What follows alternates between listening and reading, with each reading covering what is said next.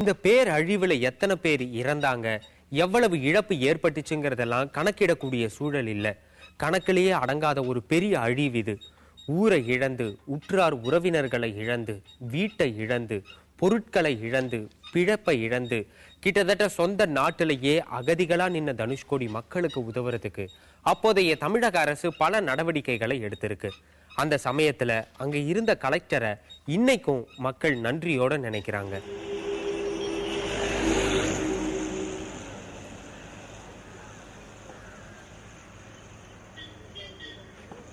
எங்களுக்கு பானை, சட்டி, அம்மி, அருவாமனை, எங்களுக்கு புழங்குறது ஒரு பொம்பளை வீட்டுக்கு எப்படி புழங்குறோமோ அத்தனை சாமான் கொடுத்தாங்க சாமி. அதுக்கு பிறகு இந்த இடத்த அரசாங்கமே தந்து எல்லாருக்கும் மனைப்பட்டா வழங்கி இங்கே வந்து குடியிருக்க செஞ்சாங்க. அப்படி செஞ்சதில் அந்த கலெக்டர் தான் எங்களுக்கு அந்த ஆவணங்கள் எல்லாம் இந்த முன்னின்று செஞ்சார். அந்த கலெக்டர் பேர் நடராஜன்.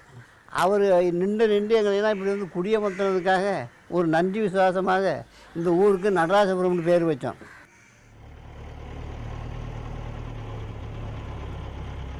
இந்த புயலுக்கு பிறகு தனுஷ்கோடியை மக்கள் வாழ தகுதியற்ற இடமா அரசாங்கம் அறிவிச்சது.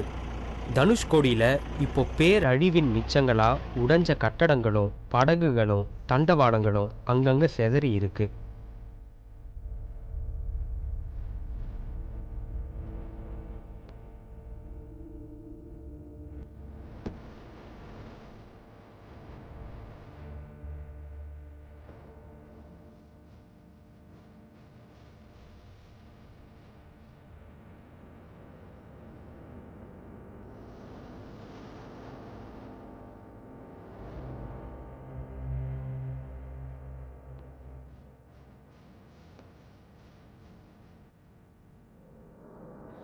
வாழ தகுதி இல்லைன்னு அரசாங்கம் சொன்னாலும் கிட்டத்தட்ட 200 மீனவர் குடும்பங்கள் அங்கே கூரை போட்டு வாழ்ந்துக்கிட்டு தான் இருக்காங்க.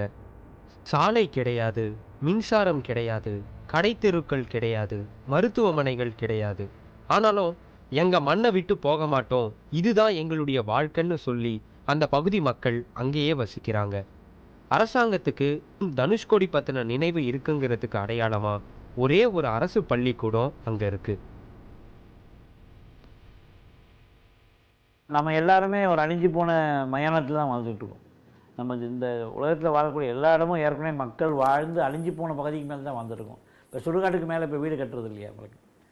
அப்படி பார்க்குறப்ப நம்ம வந்து இதுதான், இது வாழக்கூடாது, இது வாழணுன்றது தகுதி கிடையாது. தேவை கருதி எல்லாமே மாறும். எங்களுக்கு தெரியும் அது அந்த வாழை அருகட்ட ஊருங்கிறது தெரியும். அப்படிங்கிறக்காண்டி நாங்கள் திரும்பி இதில் வந்து இருக்கிறோம்னா நாங்கள் வாழ்ந்துருவோம். அப்படி வாழ தகுதி இல்லாத ஊர்லேயும் நாங்கள் வாழ்ந்துருவோம்னு ஒரு நம்பிக்கையோடு வந்து இங்கே இருக்கிறோம். தனுசுல இருக்கிற வாழ்க்கை மாதிரி எங்களுக்கு எங்கே போனாலும் சரி இந்த வாழ்க்கை கிடைக்காது. அதனால எங்களுக்கு செத்தாலும் சரி வாழ்ந்தாலும் சரி தனுசுள்ளே சாவும்.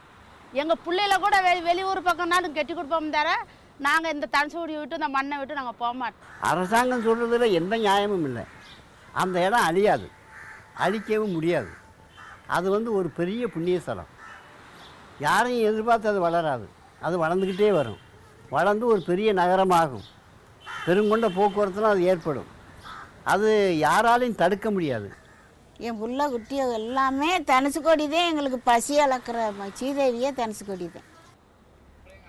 இந்த இடம் தான் எங்களுக்கு உயிர்னு சொல்லக்கூடிய இந்த பகுதி மக்களுக்கு பல தேவைகள் இருக்கு. எந்த அடிப்படை வசதிகளும் இங்கே இல்லை. மக்களுக்கு வாழ்க்கை சிரமம்தான். இருந்தாலும் அவங்க ரொம்ப இஷ்டப்பட்டு இங்கே வாழ்கிறாங்க. மருத்துவ உதவி, மின்சாரம், போக்குவரத்து இது எல்லாம் தான் இவங்களுடைய உடனடி தேவைகளாக தெரியுது. இந்த 236 குடும்பத்துக்கும் சிறிய ஒரு ஹாஸ்பிட்டலை தான் எதிர்பார்த்துருக்குறோம். இந்த சிறிய ஒரு நடுநிலை பள்ளின்ற ஒரு ஸ்கூல் வந்திருக்கு. அதோட தொடர்ச்சியாக வந்ததோட ஒரு சின்ன ஹாஸ்பிட்டல் வந்தால் குழந்தைகளுக்கு கொஞ்சம் நல்லா இருக்கும். கவர்மெண்ட்டு மின்சார வசதி பண்ணி கொடுக்கணும். இந்த ரோடு வசதியை இன்னும் அபிவிருத்தி பண்ணி கொடுக்கணும். தனுஷ்கோடி பகுதியை சீரமைக்கணும்னு தொடர்ந்து பல தலைவர்கள் சொல்லிக்கிட்டு தான் இருக்காங்க. ஆனால் இன்னைக்கு வரைக்கும் எதுவும் உருப்படியாக அங்கே நடக்கலன்னு தான் சொல்லணும். 2003 ராமேஸ்வரத்துக்கு வந்த அப்போதைய ரயில்வே துறை அமைச்சர் நிதிஷ்குமார் கிட்ட தனுஷ்கோடிக்கு ரயில் பாதை வேண்டும்னு ஒரு கோரிக்கை வைக்கப்பட்டது. அதை தொடர்ந்து ரயில்வே துறையும் அதற்கான சில முயற்சிகளை மேற்கொண்டாங்க.